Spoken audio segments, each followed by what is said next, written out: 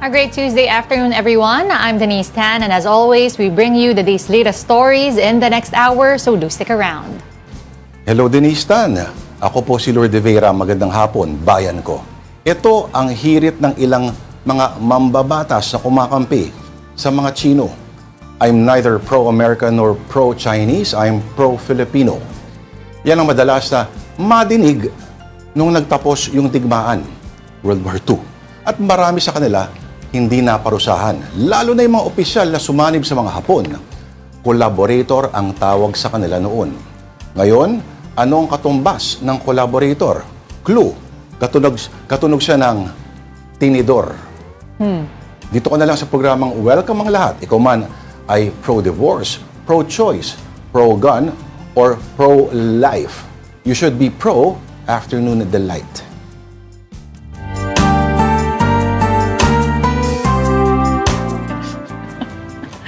Okay, today is Tuesday, as mentioned, February 10. Nako, isang araw bago mag-celebrate ng kaarawan ang isang alamat na hindi ko sasabihin kung sino. Huwag na. Oo, pero kung may... mahalaga. Ganun ba yun? Hindi mahalaga yung birthday nun. Basta mahalaga 8.5 yung size ng sapatos niya. Gusto mo yung kanyang e-wallet number? Ha? Yung e-wallet number. I-broadcast natin ang e-wallet number. Wag naman. Oo. Hindi, pwede namang... Sa mga gustong bumate, pwede nyo rin gawin yan ngayon. Oo, mga pa-early greetings. Pero bukas natin pag-usapan. Kung mapapag-usapan. Okay, sige, may mga... Umpisahan natin, Ang dami nating kailangan talakayin ngayon. Pero may mga sound bites din tayo mula kaninang umaga. Yan ay sa mainit na sagutan na naman, sa agutan na naman kahapon on the West Philippine Sea. At ang back and forth between Philippine officials and Chinese diplomats. Kanina sa TEDxA on True FM, may imbitasyon na naman si PCG spokesman for the West Philippine Sea, si Commodore J. Tariela, and let's listen to that.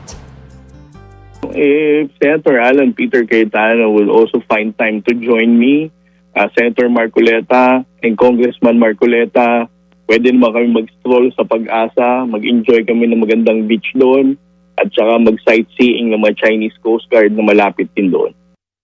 Una ko rinig, mag-stroll pala. Oo, mag-stroll. Kasi tinanong nga yan, kung may imbitasyon din daw kay Senator Cayetano. Kahapon narinig natin sa di ba? Nadinig natin sa Senado. Sino-sino mga binabanggit nila eh.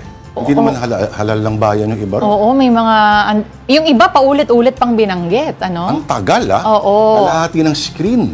Hindi man lang na in-escape. Pinindot yung exit or escape, Kalahati. Kaya ikaw magkakaroon ka ng pagkakataon na basahin yung first paragraph ng column. Oo. Nasa Japan yun. Nasa Japan May gusto ka bang ipauwi? Ha? Gusto ko lang siya makakwentuhan. Kagabi nakakwentuhan siya nung The Big Story, At, Royce Chocolates, pwede naman. Pwede, oo. Mahal yun. Pero ayun na nga, yan nga yung kahapon, yung eksena dun sa Senado, At nagkaroon pa ng... ano ba tatawag natin doon? Parang debate, diskusyon between Senator Cayetano and Senator Kiko Pangilinan. Naninibago ako kasi hindi ganun si Senator Kiko usually. Compose lang yun, pero kahapon, iba eh. Medyo mahaba-haba din. Iba talaga kasi, nagagawa na pag si Senator Cayetano talagang Air Cayetano, ika nga. Ito Naalala ko nun si Trillanes, yung sila. Naalala mo yun? Hindi kita papapormahin. Galing ng hirit na yun eh. Alright. So, lumalakas na rin ba ang ang usapan, syempre, dun sa 2028 presidential election. Natanong dyan ang aktres na si Nadine Lustre earlier at pakinggan din natin what she has to say. Yan ang presidente, di ba? Will you be endorsing VP Leni Robredo should she run for president po sa 2028? Definitely. There's no question about that. No question about that. Yeah. Sorry, ma'am, why po? Why? Yes. I mean, for me, she's really the best. She's really the best candidate for presidency. So, obviously, and I supported her way back when she ran the first time. So, definitely, I would support her again. Well, we heard po kasi local po yung gusto niya talaga, or their efforts po to convince her to run for president sa 2028. Let's see. Well, that's up to her decision. You know, obviously we respect that. But We can always try and convince. yeah, and sometimes the best presidents are those that don't want to run. So we'll see. We'll cross the bridge na lang when we get there because right now it's really hard to say. Sana pagkatapos yan, will burn the bridge when we get there. Ibang kwento yon. Ibang kwento yon. Kaya magsunog ng mga tulay. Di ba? Kasi mahirap gumawa ng mga tulay ngayon. At mahal ang mga tulay. Pero magmamahal lalo yan kapag maling kontraktor ang gumawa niyan. Alright. So we begin our newscast with developments coming out of the Senate. Some lawmakers are looking and building and strengthening alliances for the upcoming 2028 national elections. And then, there are the bickerings over the West Philippine Sea. And more in this report. With the Uniteam alliance between President Bongbong Marcos and Vice President Sara Duterte now fractured, opposition groups are consolidating forces for the next presidential race. Senator Risa Hontiveros says the widening gap in the national political landscape has created space for an alternative leadership as members of the Liberal Party, Akbayan, and Mamamayang Liberal move to strengthen a united opposition bloc. Siguro naman. Mula nung naghati yung Uniteam nila, I think mas naging stark yung ganyang gap or pagkukulang sa ating pambansang eksena, and mas siguro naramdaman ng ating mga kababayan na baka may iba pang alternatibo. And umaasa ako na pwede kaming magbuo nun at mag-alok nun. Hontiveros clarified that discussions on specific candidates are still premature, but said she's open to any role if chosen by the coalition. I would be willing to take on any task na hiningi ng united opposition. Yun yung intention o desire ko na lalaban kami sa 2028, na mag-alok sa ating mamamayan ng pinaka-malakas at credible na kandidato. Former Vice President and now Naga City Mayor Leni Robredo is also being floated as a possible contender. But Senator Bam Aquino says no formal decisions have been made, stressing that unity in addressing national issues remain the priority. Is VP Leni still be considered as a frontrunner, sir, for 2028? Siyempre marami nag-nais na tumakbo siya, but you have to ask her also kung anong plano. But there, sir, pero may talks of 2028 elections noong launch na yon. Talk about the country, of course, at kung ano yung mahalaga para sa ating bayan. Meanwhile, controversy erupted after Senator Rodante Marcoleta suggested during a hearing that the Philippines could give up the Kalayaan Island Group, remarks he later clarified. Hindi ko po sinasabi na i-give up natin. Ngunit ang pinag-uusapan lang po, yung tubig nila, hindi natin pwedeng i-connect doon sa ating exclusive economic zone. The Senate also saw heated exchanges between Senators Alan Peter Cayetano and Kiko Pangilinan over a resolution condemning statements by the Chinese embassy. We cannot pass this resolution saying that Commodore Tariela is correct because he's wrong. Kung ganyan ang stand natin, then my staff now can show a meme of you. Mr. President, I am not from China. Why will they put a meme? Why will your staff put a meme? No, it's not about China. It's about decorum. You're comparing apples and oranges, Mr. President. But the measure was eventually accepted with the support of 15 senators. Kapatid, I'm Mean Los Baños. We are One News. Still at the Senate, tuloy ang Blue Ribbon Committee hearing pero hindi muna tungkol sa flood control scandal. Para maiba, tungkol saan kaya ito? Tungkol daw sa letters. Anong letters? Aba, time to bring in our mobile journalist, Mary Mon Reyes. Mary Mon, okay, ano itong issue na inimbestigahan ng BRC at ito may continuation din noong naudlot last year? Lord Denise, magandang hapon. Yung naging hearing kanina ng Blue Ribbon Committee, continuation din ito ng naging hearing nila January at December last year, pero hindi ito tungkol sa maanumayang flood control projects. Rather, tungkol naman ito sa letter of authority na allegedly may misuse and may abuse na ginagawa ang BIR base sa mga complaints na lumapit kanila Senator Erwin Tulfo, kanila Senator JV Ejercito, and small to big business and taxpayers. Ito yung mga nagkaroon ng issue daw na ginagamit ito for harassment. Yung ilan sa mga ito, thrice a year daw sila binibisita, even though yung collection naman daw ng tax ay either resolved na, yung iba ginagamit for red tape, pero kanina, formally in-inform na ng BIR and according din sa naging report ni Commissioner Charlito Mendoza ang Senado na ngayon may reforma na silang ginagawa and system-generated na at mas kontrolado ang proseso ng pag-audit sa mga taxpayer. Ito ay para maiwasan daw na gamitin ito to abuse and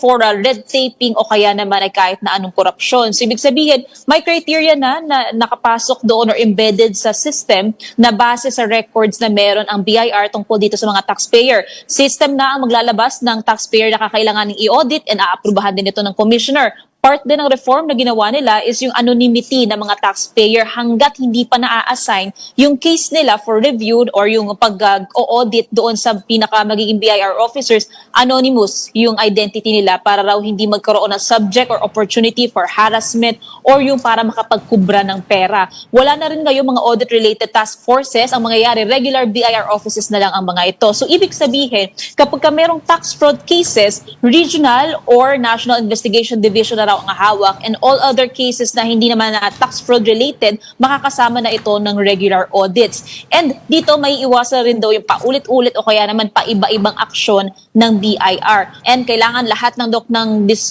exchanges, ng interaction between BIR officers and itong mga taxpayer documented na. And ang sabi naman dito ni Commissioner Mendoza, ever since sinuspend nila last year, yung issuance ng LOAs, pati na mission orders or MOs, around 45,000 yung active na mga LOAs. Pero ang mangyayari dito, subject na ito for consolidation. So ibig sabihin, per taxpayer, bawat taon, isang LOA na lang ang meron sila. Pero doon sa mga may cases na related sa VAT na marami rin daw LOA, pwede naman daw mag-issue ng request na hindi ipa-consolidate until February 16. And then yung auditing nito, mangyayari hanggang end of April. Pero by May, consolidated, required na lahat na maging consolidated. So ito yung mga safeguards na in-establish ng BIR para raw masiguro na wala nang magiging abuso and lahat ng lalabag dito pwede raw maharap sa civil, administrative, or criminal charges. Oo. Merimon, kasi anything na may dependence on human intervention at may isang magdedesisyon, nakawani ng wala ba talagang paraan na ma-eliminate yung stage na yon at kasi doon talaga nagkakaproblema daw. Wala sa pagdating sa digital na mundo, ganun?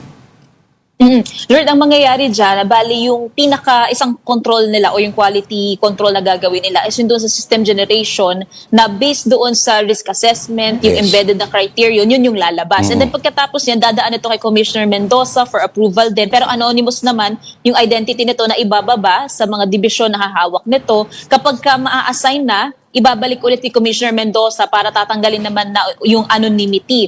And then, doon na magpo-proceed ngayon yung auditing process or procedure na inaasahan. Ang nangyari ngayon, yung mga task forces na maliliit, lahat ito tanggal na. So, ang mangyayari, umangat na. So, ang sabi dito, alam na raw and alam na kung sino nang hahawak na opisina, wala na raw magiging oversight unlike last time kasi parang nagiging issue, hindi na umaabot sa commissioner yung nangyayari sa regional offices na. So ngayon, mas direct na yung accountability at alam na raw nila kung sino hahabulin kapag nagkaroon ng problema. Kakayanin ng commissioner lahat yon?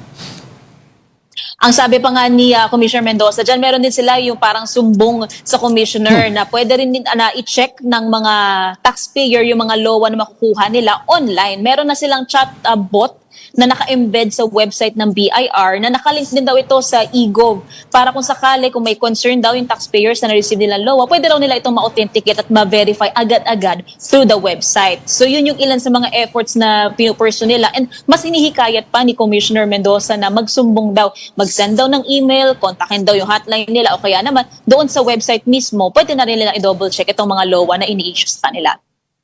Okay, Merimon, pihit lang ako ng konti. Ano ba yung mood dyan? Can you describe it to us, especially matapos nga yung palitan ng kuro-kuro ukol doon sa mga Chinese diplomats who are critical of Filipino officials? Denise, kahapon, nearly 3 hours nga yung naging exchange between Minority Leader Senator Alan Peter Cayetano at kay Senator Kiko Pangilinan na nag-introduce nitong Senate Resolution number 256. Ito yung expressing the sense of the Senate na kinokondena yung pambabatikos ng Chinese Embassy sa mga opisyal o kaya naman mga institusyon ng ating gobyerno, lalong patungkol doon sa West Philippine Sea. Medyo tense siya kasi nung nandoon tayo mismo sa session for around twice or thrice siyang sinuspinde panandalian yung plenary, yung session mismo kasi medyo nagiging heated, nagkukol ng point of order itong si Senator Alan. And then, may tension pero still very diplomatic naman yun in nature na exchange lang din daw talaga yun ng dialogo nila.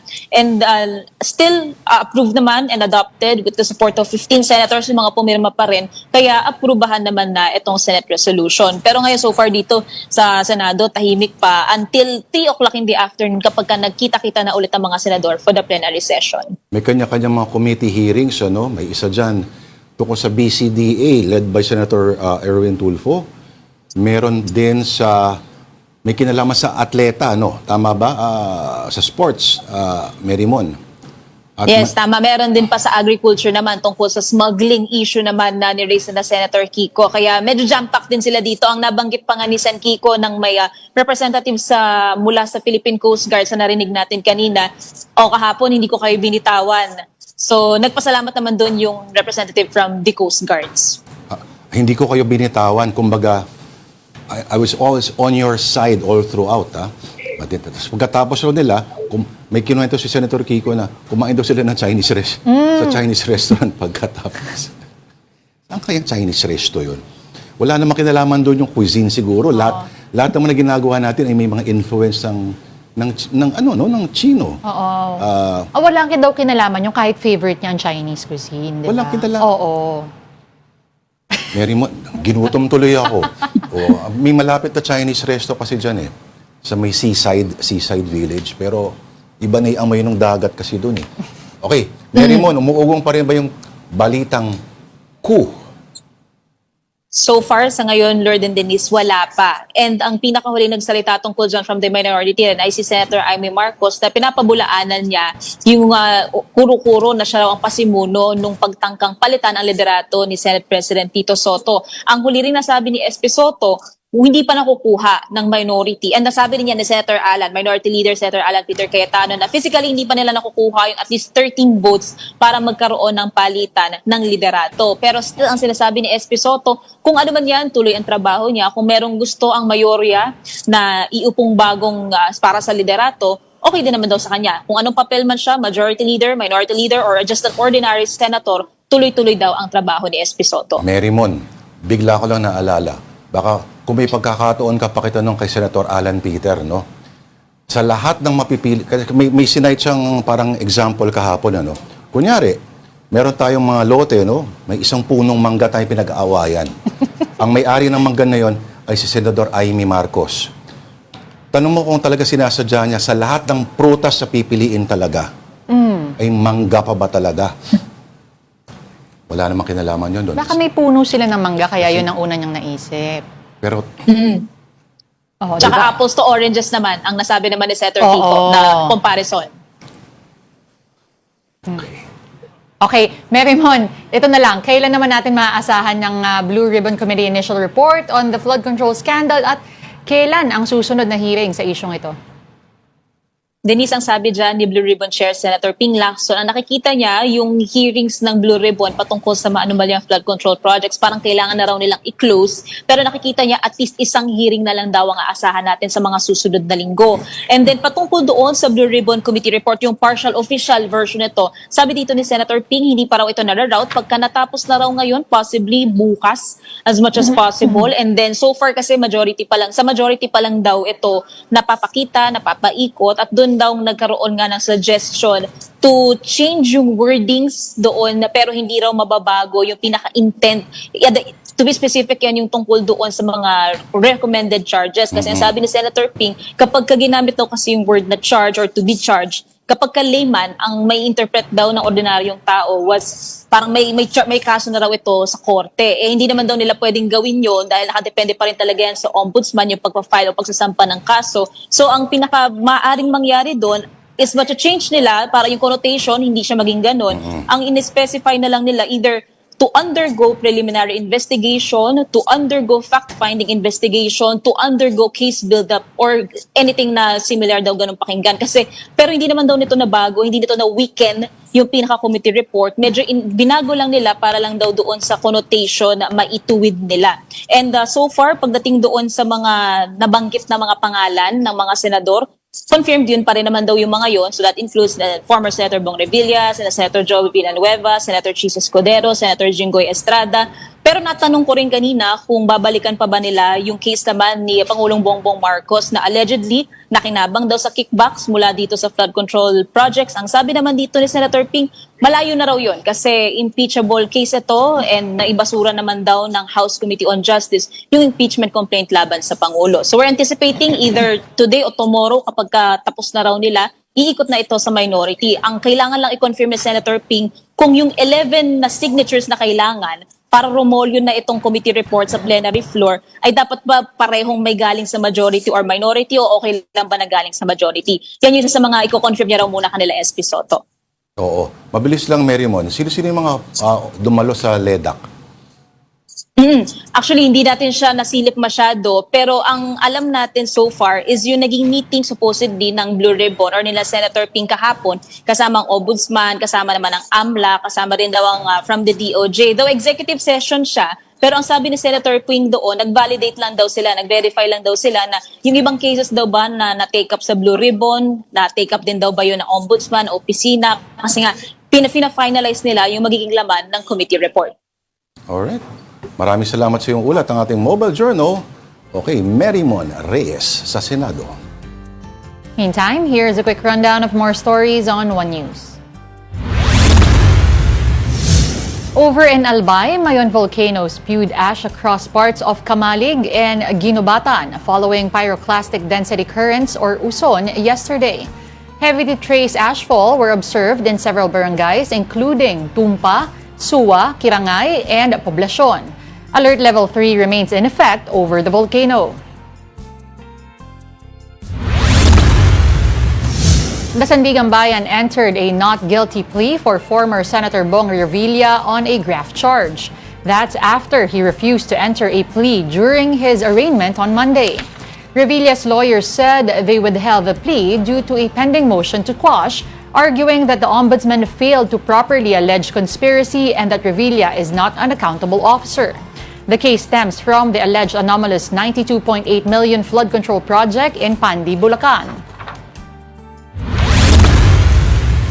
And the Supreme Court has ruled that same-sex couples who live together may be recognized as co-owners of property provided there is proof of actual contribution. In a decision by Associate Justice Joseph Lopez, the court recognized a former partner as a co-owner of a house and lot in Quezon City based on a signed acknowledgement showing she paid for about half of the cost. The High Tribunal said same-sex couples fall under Article 148 of the Family Code since they cannot legally marry. In other news, the Department of Labor and Employment is extending assistance to construction workers displaced by the controversy over government flood control projects. The suspension of several projects has left many workers jobless. And News 5 correspondent Gerard de la Peña reports. Desyembre pa raw huling nagkatrabaho sa pagkukumpuni sa ilang bahagi ng Rojas Boulevard ang mason na si Ronald. Ngayon, Pebrero na, pero hindi pa rin siya nakakabalik. Usapan namin, may project kami bubuksan eh. Wala pa eh. Apektado ang kabuhayan ng mga nasa construction sa matumal na proyekto sa pamahalaan mula nang pumutok ang flood control scandal. Sa pinakahuling datos ng Philippine Statistics Authority, nananatili ang unemployment rate sa 4.4% o 2.26 milyon na Pinoy. Bahigit sa kalahating milyon sa kanila, nasa construction sector. Pangunahin nga dyan, yung kumpanya ni Saldico at saka ng mga Diskaya, ilang manggagawa ang nagtatrabaho dyan dahil sa laki at lawak ng kanilang proyekto. Plus dagdag pa rito, may mga subcon yan. Umaasa na lang ang mga nasa construction sector na nawala man ang mga oportunidad sa DPWH, may magbubukas pa mga pinto sa Department of Transportation. Mabilis na kasi ang pag-usad ng pagbili ng right-of-way para sa mga proyekto na katulad ng Metro Manila Subway at North-South Commuter Railway. Sa Bungabong Oriental, Mindoro, nagtitiis pa rin sa tulay na kahoy at kawad ang mga taga-sitio Akliang. Malaking problema sa kanila tuwing masama ang panahon. Kapag umulan po, talagang ang lakas ng tubig, ang nangyayari po sa tulay, naguguho po siya, nasisira po talaga. Ito pa naman ang ginagamit ng mga guro papasok ng Aklian Elementary School. Kaya kapag binabaha ang tulay, napapasalbabida sila, makatawid lang sa ilog. Personally po, dahil meron po kaming siyempre takot, one time pong tumawid ako, talagang iyak po. Grabe. Pagbaba po ng tulay, iyak kami. Kasi grabe, buwis buhay talaga na parang hindi namin kayang dumaan. And then, naliliyo kami, nasusuka, pero wala pong magagawa. Pati mag-aaral, natutong makipagsapalaran, makapasok lamang sa klase. Minsan naman po, nagpipilit silang pumasok. Talagang tumatawid sila ng ilog. Talagang nagpipilit minsan po ang mga bata, lumalangoy sila para lang makatawid dito sa kabila. Kaya panawagan ng mga residente sa mga nasa gobyerno, sana po may ahensya na tumulong sa amin na para makapagpatayo ng mas matibay na tulay, mas matibay na pundasyon at yung sigurado po na mapapakinabangan po namin ng pangmatagalan. Alright, time out muna. Okay, marami pa kaming kwento sa inyo. Magbabalik po ang Afternoon Delight. This is AP News Minute. Newly released files show the FBI concluded Jeffrey Epstein was not running a sex trafficking ring for powerful men. The FBI pored over Epstein's emails and bank records, searched his homes, and spent years interviewing victims. Investigators collected ample proof that Epstein sexually abused multiple underage girls. Today Show host Savannah Guthrie in a social media video said her family is prepared to pay for her mother's safe return. Investigators believe Nancy Guthrie was taken against her will over a week ago. Officials in Ukraine say Russian attacks in several areas killed at least 3 people and injured more than a dozen. Ukrainian President Volodymyr Zelensky said the U.S. gave Ukraine and Russia a June deadline to reach a peace deal. Football fans poured into the streets of Seattle to celebrate a Super Bowl championship. The Seahawks beat the New England Patriots by a score of 29-13.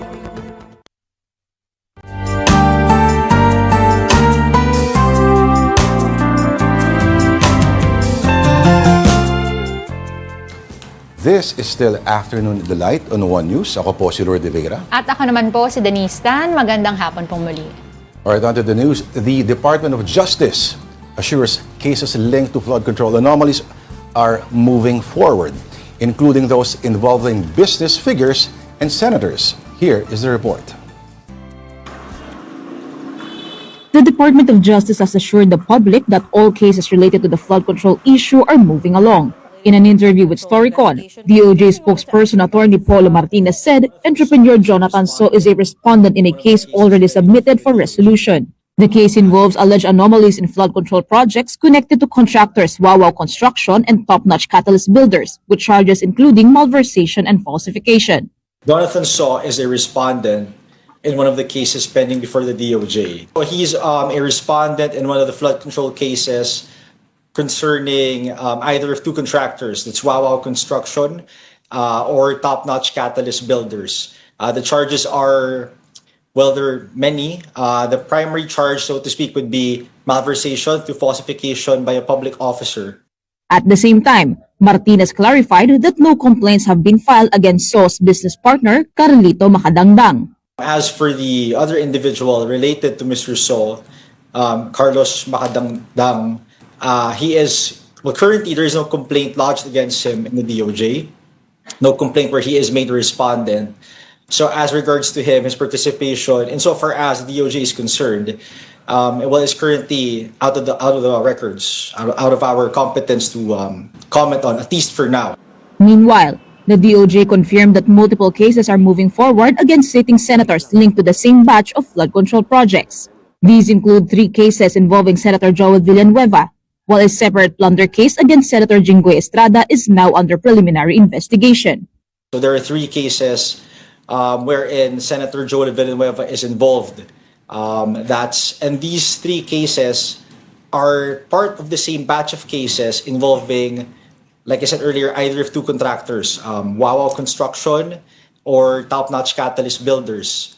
So, ano po yan? And these are 6 cases in total. We know that Senator Jinggoy Estrada has a pending case with the DOJ. The charge being for plunder. That's the main charge. Again, Martinez emphasized that senators can still be arrested if their cases carry prison sentences of more than 6 years despite parliamentary immunity. biggest charge, no, and that's plunder in this case. All right, the Office of the Ombudsman is holding its 2026 Strategic Planning Conference in Baguio City. And for the latest, we have our mobile journalist, Arles de los Santos, na may maraming pine trees sa likod niya. Siguro nasa loob to ng Camp John Hay. Arles, tama ba ako? Lord at Denise, tama nga, nandito tayo ngayon sa Camp John Hay kung saan kasalukuyan na nagpapatuloy yung strategic planning nga ng Office of the Ombudsman para sa 7-year reform agenda nito mula 2026 hanggang 2032, no? Kung saan sinabi nga ng ilan sa mga speaker dito na marami pa na kailangan trabahuhin para masigurado na masugpo yung korupsyon, no? Gaya na lamang daw nung kawalan ng Whistleblower Protection Act kung saan nga wala raw maibibigay na proteksyon ang pamahalaan doon sa mga personalidad o mga kakanta kaugnay ng mga korupsyon na nangyayari sa bansa. Kaya daw yung iba maaring nagdadalawang isip o natatakot na magsalita patungkol nga dito, no? At gayon din daw yung limitasyon na kinaharap ng mga investigador at maging ng mga taga-usig, no? Bunsod ng napakahigpit na pamantayan sa bank secrecy law. Kung maaari daw, tignan kung maaari nga ba itong luwagan ng kaunti para mas magampanan ng otoridad ang kanilang mga responsibilidad na mag-imbestiga, no?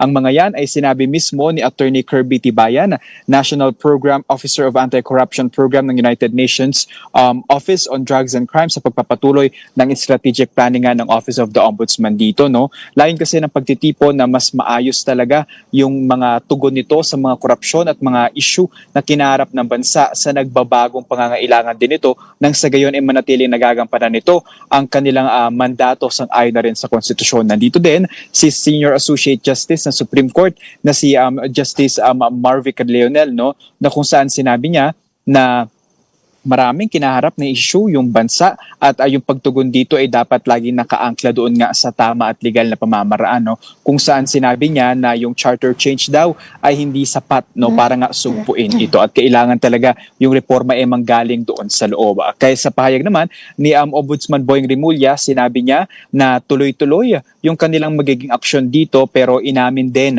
na mahirap at malakas ang kalaban dahil pera daw yung pinag-uusapan dito. Okay, sinabi niya, the next few months will be exciting daw, ano? Abangan natin ang susunod na kabanata. Pero, nag-hire ba sila ng, kumukuha ba sila ng mga panibagong mga legal staff at mga lawyers? Balita ko kasi medyo kulang daw sila. Tama ba, Arles? That's one of their concerns, Lord, ever since dahil daw sa lawak nitong korupsyon at issue na kinaharap nga nila. Pero hindi natin na itanong yan kanina kung ganun pa din yung sitwasyon ngayon, no? Kasi nagkaroon ng press conference dito kanina pero medyo mabilis lang yun, no? Mga nasa ilang minuto. And then meron siyang ilang mga issue na sinagot kagaya na lamang, no, yung patungkol doon sa update kung meron na nga bang makukulong or what. Kasi may mga pahayag itong si Ombudsman Remulla na sinabi na naka-standby lamang yung arresting team, no? Pero wala siyang sinabing pangalan at petsa kung kailan nga ba may mahuhuling panibagong mga personalidad na nauugnay sa flood control scam. Tinanong din natin sa kanya yung mga yung development doon sa partial report ng Senate Blue Ribbon Committee hearing kung saan instead of directly na kasuhan yung mga ilang mambabatas na nauugnay sa flood control scam, parang preliminary investigation and probably case build-up sa mga ito, no, na ayon nga kay Senator Ping Lacson, he's hoping and confident naman na makalilikom ito ng 11 mga pirma. Speaking of Ping Lacson, bakit kinokongratulate ng Ombudsman si Ping Lacson at ang Blue Ribbon Committee? Dahil daw sa job well done na pag-handle nito, Lord, ng mga investigasyon na isinasagawa, no? Pero tinawag nga ni Ombudsman Boying Rimulya na it's all politics. Kagaya na lamang nung pagbabago noong pangalan nga, no, yung mismong tawag doon sa partial report ng Senate Blue Ribbon Committee hearing dahil ayon kay Rimulya, meron daw mga usapan din itong mga mambabatas sa loob at may mga relasyon, syempre mga magkakaibigan and may mga pakiusapan na huwag isama yung pangalan nila doon sa pirma. Alright. May tanong ka pa? Ay, ako isa lang, Arles, meron din bang, meron din bang binanggit dun sa mga guidelines or kung paano maging proseso dun sa SALN requests? Yeah, and actually, ang nasagot lamang dyan ni Ombudsman Boyeng Rimulya, yung hinihingi daw nilang SAL and request ay mula mismo doon kay SecGen Cheloy Garafil para doon sa mga mambabatas. No? Ayon sa kanya, makakakuha sila probably an update or yung mga SAL na mismo before this week ends or next week na mismo. Alright, hanggang kailan kayo dyan, Arles? At ang media ba may hiwalay na tinutuluyan? Dito, Lord, meron lamang holding room at ang mamayang hapon kalaunan magbabaklas din. Yun yung term natin mula rito, no? Kasi may first day na nila kahapon and then magpapatuloy itong programa, if I'm not mistaken, hanggang parang Friday ata, kung di ako nagkakamali. Sayang naman yung lamig, Arlis. Oo nga, malamig pa Kung dyan bababa ka agad. Gaano kalamig dyan? On a scale of may jowa to walang jowa. Next question, Lord. Ayaw sumagot. Oo nga. Bakit kaya? Aba, may lugawan naman malapit dyan. Anong dapat nasa lugaw? Rice, broth, At? ginger, At? garlic, onions. Meron pa. Pag special, may chicken. Sige. Oo, yun. Arlis. Okay.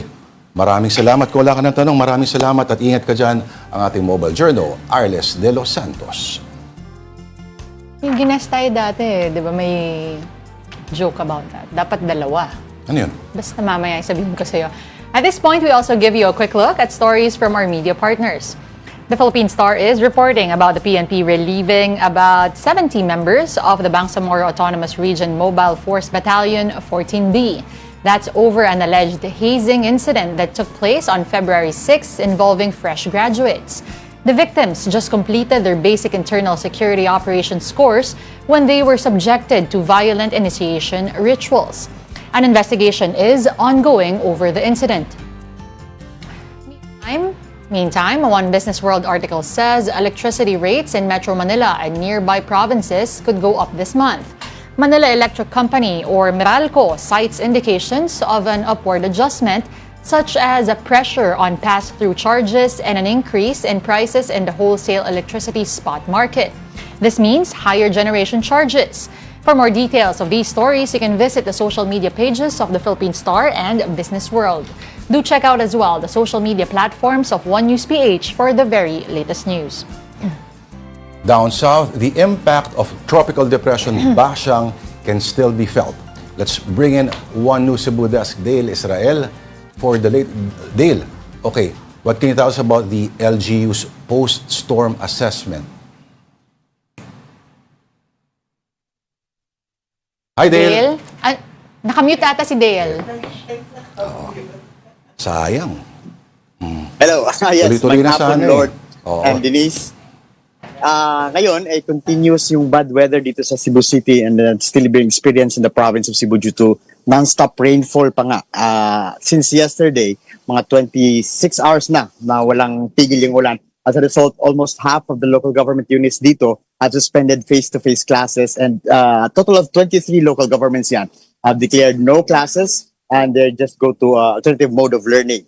In northern Cebu, a landslide was also reported along the Tabuelan Highway, making the road impassable at this time. And meanwhile, in Talisay City, a footbridge, if we saw the video, footbridge collapsed in a mountainous area of the city. And because of this, a group of students were forced to pass along the side of a mountain and next to a river just across towards Barangay Campo 4 in Talisay City. Here in Cebu City, the Disaster Management Office confirmed that minor landslides were reported in the mountain barangays of Mabini, Lusaran, and Sapangdako. Several roads were also covered with muds and rocks, and clearing operations are currently ongoing by the City Disaster Management Office. Authorities are also continuing to closely monitor major rivers such as the Mananga River in Talisay City, the Sapangdako River in Cebu City, and the Butuanon River in Mandawi City, and the Kotkot River in the municipality of Liloan, which has previously caused widespread flooding during Typhoon Tino. According to authorities, these rivers are now at a critical level and are near overflowing, which is why residents living in low-lying areas are being warned to stay alert. As of this time, the evacuation has been implemented in Cebu City, Talisay, and Mandaue. At present, the rain has slightly weakened. However, light drizzle continues here in Barangay Kaputao in Cebu City, where I am currently standing. The City Disaster Management Office also remains on standby with their equipment and trucks in case evacuation becomes necessary on affected areas, according to Cebu City Councilor Dave Tumulak of the CDRRMO, who's currently in the mountain barangays in Cebu City as of now. Back to you, Lord. Nabanggit ba, Dale, kung may casualties? No, there are no reported casualties as of now here at ang sabi lang marami yung kumuhong lupa, yung mga landslide, minor landslides doon sa bukiring bahagi ng Cebu City. At may flooding din sa National Highway at iba pang lugar doon sa Mandaue City at dito sa Cebu City. Lord. How many in total, Dale, ang apektadong mga residente, mga pamilya? If we say, we cannot really say kung ilan yung mga pamilya nandito, pero mostly yung mga nasa barangays, nasa mountain barangays ang apektado at wala namang evacuation, pati rin doon malapit sa ilog na nakatira, malapit sa ilog gaya ng sa Mandaue City ang apektado. At ngayon din ay minomonitor din ang Kotkot doon sa Liloan. May mga FB pages naman ang Kotkot Liloan ngayon na nagbabantay sa sapa ng may mga visual sila na makikita mismo yung ilog kung maapaw na ito or nasa critical level na ito. Bakit kaya Kotkot yung pangalan, no? Isa ibang araw na lang natin at tanongin, alamin. Daghang salamat, Dale Israel, our One News Cebu desk. Thanks, Dale. Again, this is Afternoon Delight on One News. We just need to pause for another break. We'll be right back.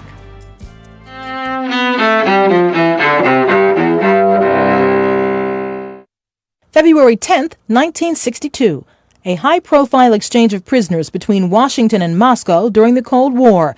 The Soviet Union releases Francis Gary Powers, an American U-2 pilot shot down while on a reconnaissance flight over its territory. In return, the U.S. hands over Rudolf Abel, a Soviet spy. 1992. In Indianapolis, boxer Mike Tyson is convicted of raping a beauty pageant contestant. Tyson is sentenced to 10 years in prison. He spends 3 behind bars. 1949. Arthur Miller's play Death of a Salesman opens on Broadway. The play's protagonist, traveling salesman Willie Loman, becomes a household name. On the same day in 2005, Miller dies in Roxbury, Connecticut at age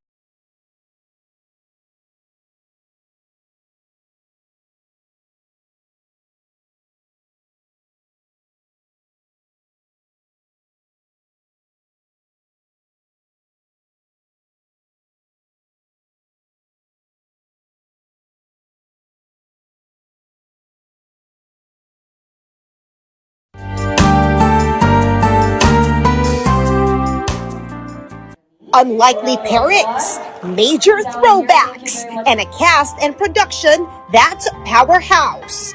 These are just some of the original Filipino projects making up Netflix power-packed lineup, set to reach more than 325 million subscribers worldwide. From action to comedy, drama, romance, and a whole lot of nostalgia. This all-Pinoy slate is fully loaded, proudly Filipino, and ready for a global audience. One of the biggest crowd pleasers, the announcement of a TGIS reunion in the anthology series Paskong Pinoy. Finally, the secret is out. After weeks of viral videos showing them together, Bobby Andrews, Angelo De Leon, and Manila's finest star Rica Peralejo and the TGIS gang are officially returning to the small screen.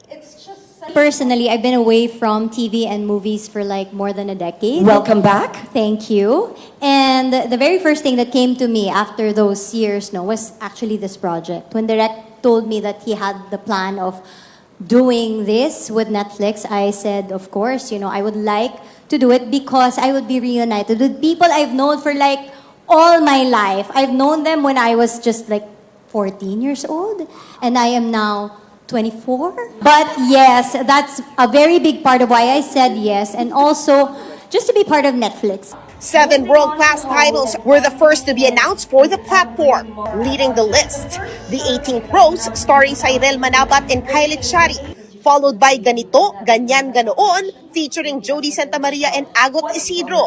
Agot also stars in Balarao, alongside Janine Gutierrez and Charlie Dizon, a project that puts the spotlight on Filipino folklore, directed by Ray Red.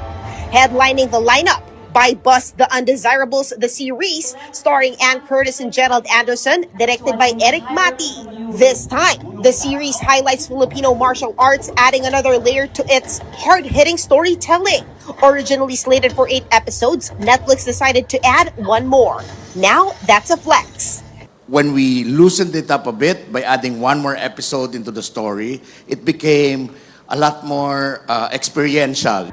This is a big moment for Filipino entertainment, bringing together an unprecedented number of original Filipino titles, showing different genres, and introducing Pinoy stories to a truly global stage. And this is just the beginning.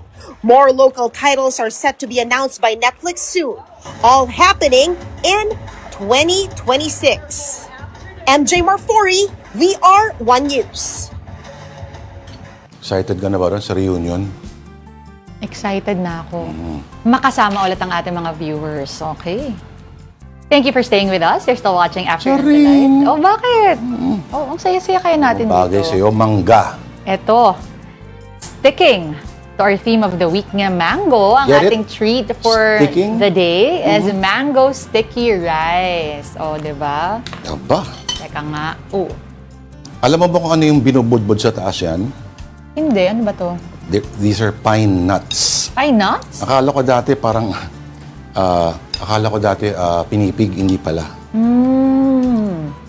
Teka, tikman na. Mukha namang pine nuts, di ba? Or hindi siya. Hindi siya yung, ano yun, tawag doon, yung parang puffy rice. Akala ko dati yung parang ano lang, yung puffy, parang Rice Krispies, kanyan. Iba to, parang buo yung mga rice niya, no? Hindi siya individual granules. Iba. Ito yata yung kamag-anak nung ano kahapon, Nung ano, may bagoong. alam mo, ang sarap ng bagoong kahapon. Kahit hindi ako masyado mahilig sa bagoong. Natuwa ako dyan. Alaga.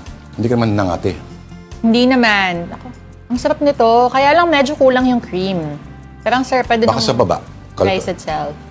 Yung iba kasi, sa Bangkok, yung sa kalye, nakahiwala yung creamy. Yeah, ikaw maglalagay.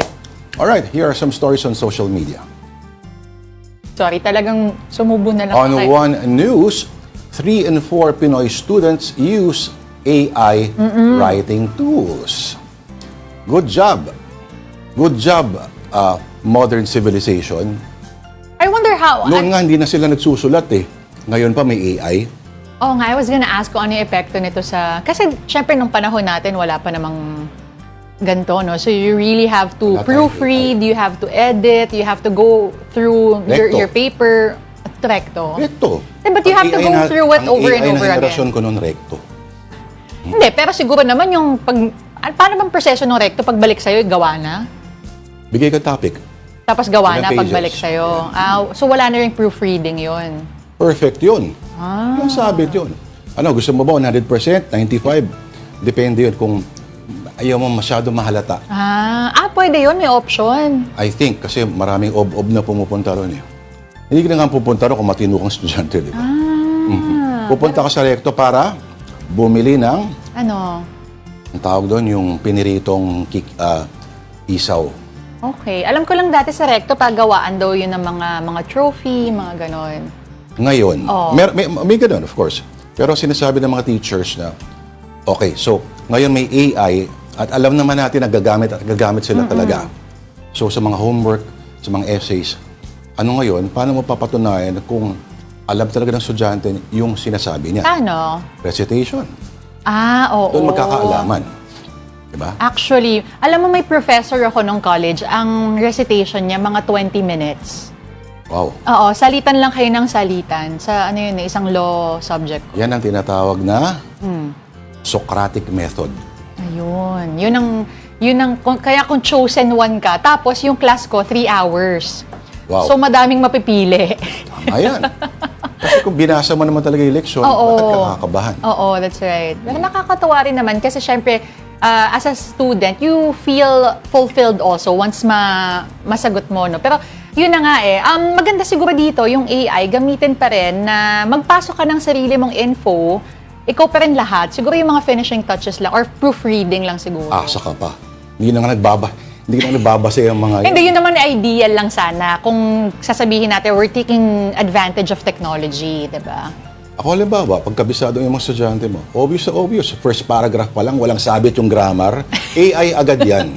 Grabe ka naman, hindi pa sila pwedeng matuto. Kung di AI, kinapi-paste mo lang sa internet. Copy-paste na nga lang, nagkakamali pa, Diyos ko. Ay, di ba meron tayong dati na kinopy-paste, may nag-viral kasi pati yung hanggang dulo, yung prompt niya na nalagay niya. Ay, Diyos ko. Dito nga may iba, Google lang yun. Yung unang lumabas sa picture, yun ang gagamitin. Hindi man lang binasa yung ang site. Basta. Kaya good luck na lang modern civilization. No, but it's the responsibility of the students also to not rely so heavily na lang siguro dun sa AI. The technology is there, pero wag naman po siguro yung wala na tayong natututunan. Oo, mahirap yan. Kasi hindi pa sila pinapagalitan. Ang pinagalitan mo, punta yung mga magulang. I wonder kung meron niyang consequence sa school mismo. Hindi na sila natatakot Oo. Anyway, sige, ito na lang pag-usapan natin dahil Feb 10 na, malapit na ang Araw ng Mga Puso on the Philippine Star via Life, Love in Ink, The Lost Art of the Love Letter. Yan. Ayan. Did you write love letters in the past? Ito sa mga mabangong stationery when you were younger. Sinusulat ako, pero mga tula. Mga tula. Hindi ganyan. Oo. Mga tula, tapos iba yung amoy. Anong amoy? Hindi yung mga papel, ganon. Yung papel. Iba pa rin ang amoy. Iba yung amoy. Sabihin natin na natural. Actually, alam mo, nung binasa ko tong article na to, yung sinasabi kasi dito, like, people really can't express themselves really emotionally, in terms of, yun nga, itong mga may kaugnayan sa mga love letters. Yung iba, na lang, as simple as ILY, super shortcut na lahat. Buti nga kung yun lang. Ano pa? Yung iba, mga dick pic Di ba? Huwag naman sana. No, pero let's just remind everybody, a love letter doesn't have to be so poetic and so long, no? Kahit yung mga simpleng may iksing notes lang could be considered as a love letter to your significant other. Yung idea kasi ng love letter is the tactile nature of the letter. Yung nahawakan mo, yung naaamoy mo. Kasi ngayon wala. Everything's communicated via digital. Diba? So, yung kilig na smile before you open pa mga nakasulat, mga kakornihan ninyo noon. Wala na yun. So, feeling ko, babalik yung mga bagay na yan. Dahil yung henerasyon na namulat sa paperless na kultura ay kikiligid sa ganyan. Iba pa rin yung natatago at ang pangit ng handwriting nila. I swear. Penmanship, hindi na pa-practice. Okay, speaking of love, and 4 days before Valentine's Day, here's a viral story of choosing faith over romance from a nun herself. At para bigyan ng mukha ang balita, mobile journalist Daniel Dayao. A sister's love story recently went viral online.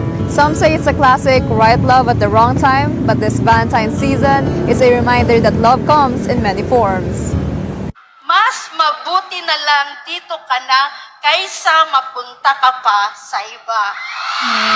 Sister Jovi's vocation story has sparked conversations about love, sacrifice, and personal calling. In her speech, she shared how she chose to enter the convent despite being engaged. Her former boyfriend supported her decision and respected her calling. In a message to One News, Sister Jovi hopes for her story to continue inspiring others, encouraging them to choose the higher value. But when love means choosing your own path, how do we know it's real? It's a word that we always use, but it's really hard to define.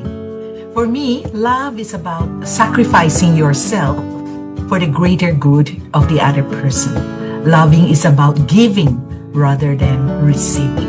According to Dr. Joyce, love is universal. It can come from others or even from oneself, highlighting the importance of self-love and healthy boundaries. Self-love. It's also important. We need to love and care for ourselves, and that is also sometimes called boundaries. It's not about rejecting others, but it's about protecting yourself.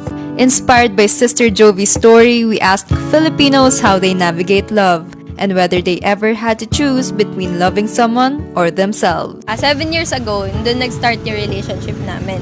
Tapos 2 years ago, doon kami nag-break. Naging mas better kasi kami para sa isa't isa.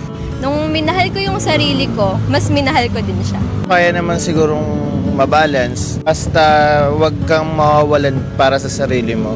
But what if you're torn between love and personal goals? How should you choose? Conflict. There are two types of conflict. There's one conflict that is called conflict of morality, and there's one that is about conflict of personality. For example, conflict of morality, na in love mo yung best friend mo na may asawa na. O in love ka naman talaga.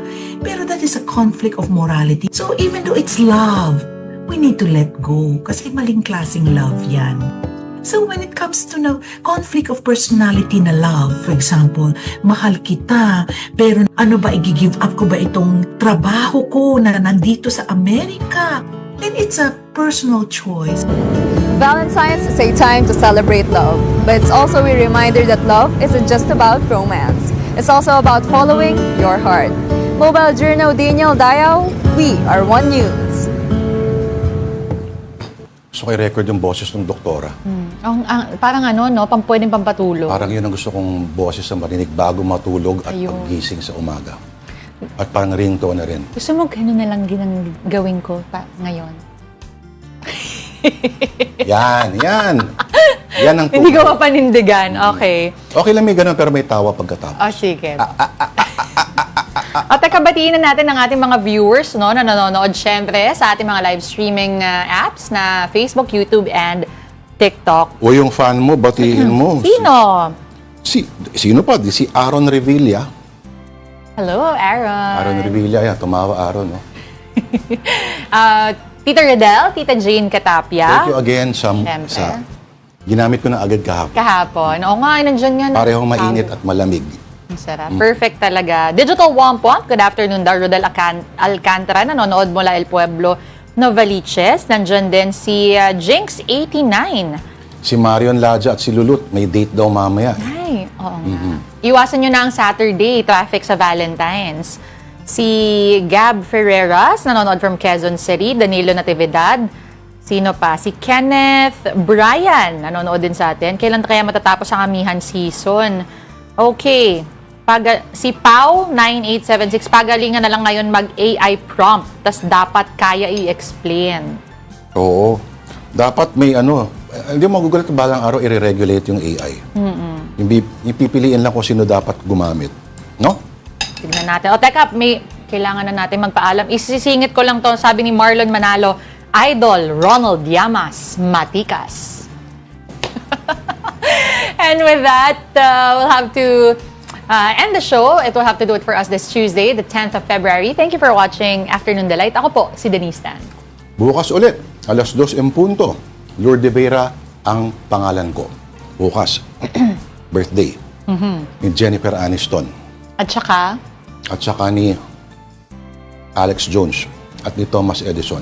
Kapatid, we are One News, all sides, all the time. Have a delightful afternoon.